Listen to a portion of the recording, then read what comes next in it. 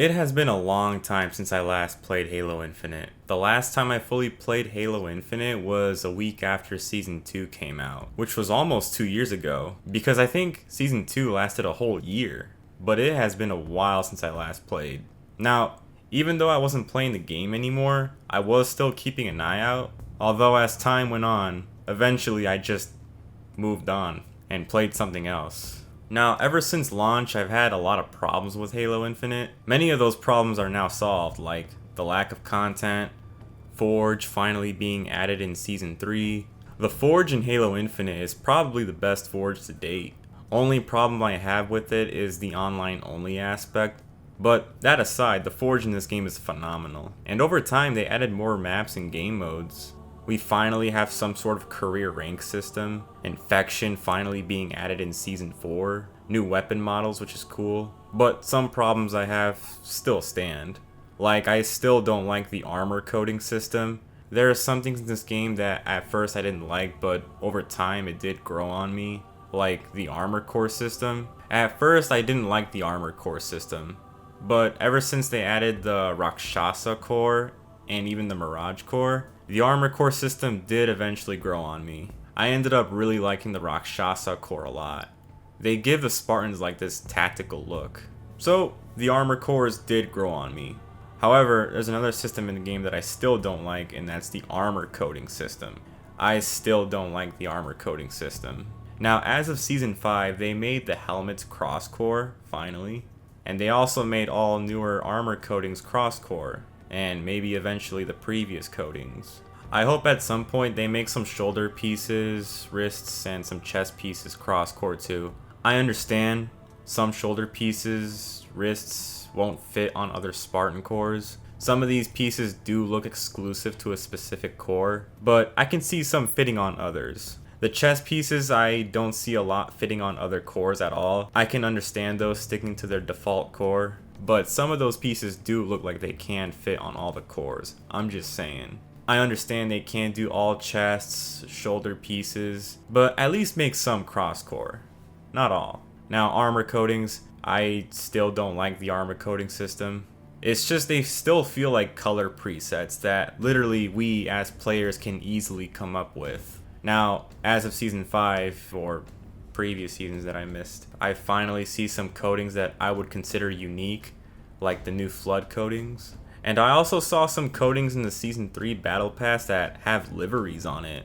And some coatings change the material on the Spartan, like the Spartans will go from average to shiny, something like that. And I feel like that should have been the concept of armor coatings from the start. Like when this game came out. All the coatings in the game were just presets of basic colors. They should have been special color arrangement with liveries to follow along with it, or just monetize liveries. But now I am starting to see some actually unique coatings. I still don't like the armor coating system, and I know that's one part of the game that may never change. I don't know. Maybe give us some basic dirty armor material that we can freely customize, at least. It may never happen, but one can hope. I also just recently found out they canceled the multiplayer Spartan story. Now, I'm gonna be honest, but when I was still playing, I didn't really care for the Spartan story at all at the time. Because the story was just mainly go play multiplayer. Like, that's all it was. But after watching the Season 3 cutscenes and the cutout Season 4 cutscenes, it really seemed that things were starting to build up. And now that we're getting PvE content, things could have actually started to get more interesting. Real shame. I mean, the whole Spartan story I feel was wasted potential. They could have come up with something cool and interesting, but they didn't. Maybe actually do something with the multiplayer characters you introduced, like Spartan Din and Eklund. Like maybe a simple and small linear co-op missions, or some sort of event missions with story. Oh well, maybe next time.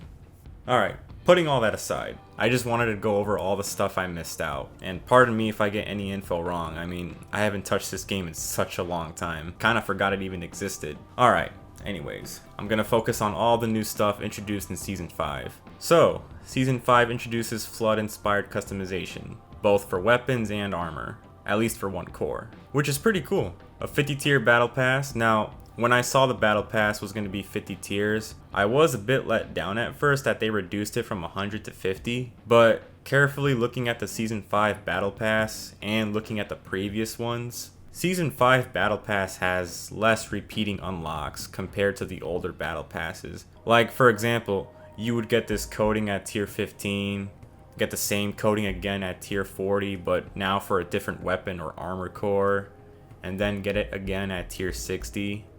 But now, because the codings are all cross core now, they don't need to be repeated unlocks anymore. So, after thinking about it, I kind of understand. We also got 2 new arena maps, Prism and Forbidden. I actually like these 2 new maps. Although on Forbidden, and only Forbidden, I've experienced lag. We got a new mode Extraction and Firefight coming mid-season. Multi-core helmets, about time. Match XP and custom games. And finally, Forge AI. Now I'm gonna be honest, but when I watched the Season 5 trailer, didn't really react that well for the most part. I mean, most of the stuff I was seeing I knew was gonna be for the store, but when they showed that AI was coming to Forge, that right there was a jaw-dropping moment for me. Ever since I think Halo Reach Forge, I dreamed of AI being something that would come to Forge one day. After many years later, that Halo wish has finally been granted. I'm super excited to see what the community content in the future is going to look like. The Forge community content in this game is already amazing. Now, with all this good content being added, I am glad Infinite is starting to pick things up. Like, man, last I played this game, it was a barren wasteland. Now, coming back after about 2 years, it feels like the doors are now wide open.